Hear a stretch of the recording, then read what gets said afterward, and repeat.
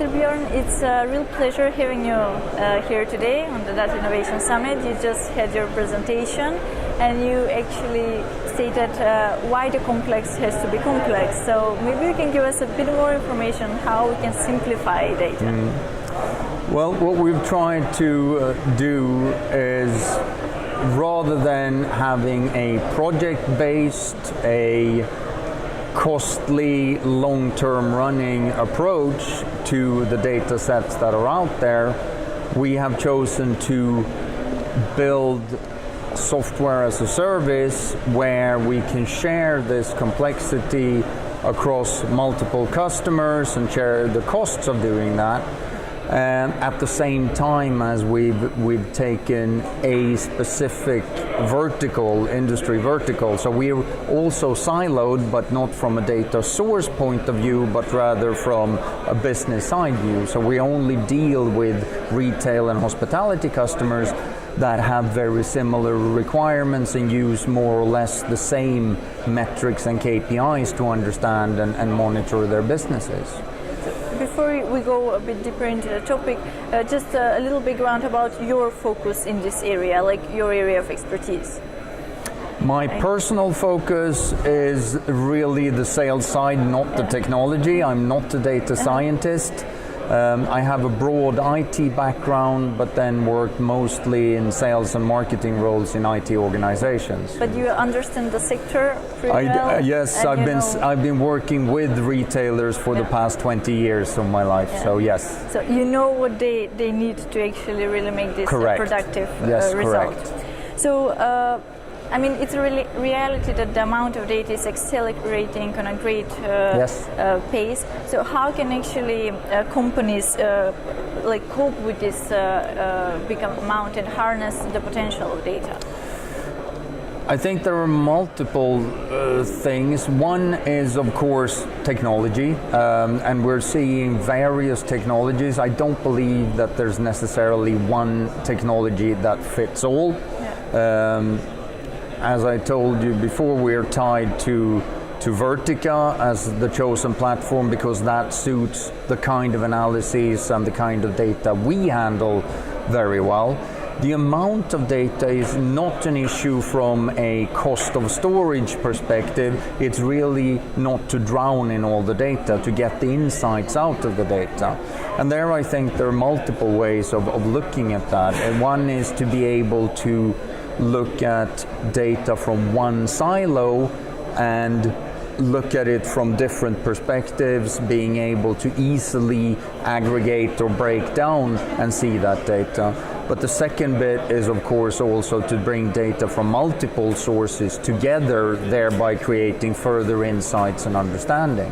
So what is the main challenge for companies in the hospitality and retail sector, for instance?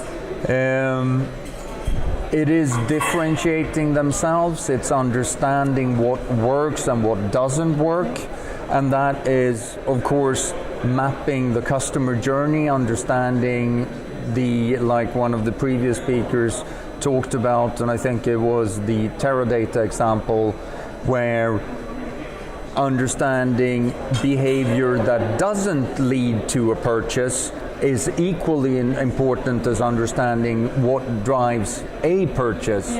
So it's that overall understanding of what happens in the business, understanding what campaigns go well and what don't go well, if products are selling well, in what colors, what sizes are they selling, and what are they not selling, what products sell together with other, etc. So if and when actually companies understand this, what are the biggest benefits for them in the sector? Money on the bottom line.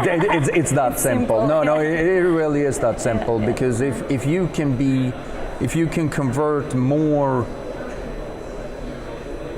browsers, if we talk electronic terms now, into actually buying customers, you make more money. If you get rid of products that aren't selling, you take them off your shelves, you're freeing up capital and you're tying down less money. If you don't spend money on campaigns that don't work, etc. It's pretty straightforward. So how do you think the sector will evolve in the next 12 months, let's say?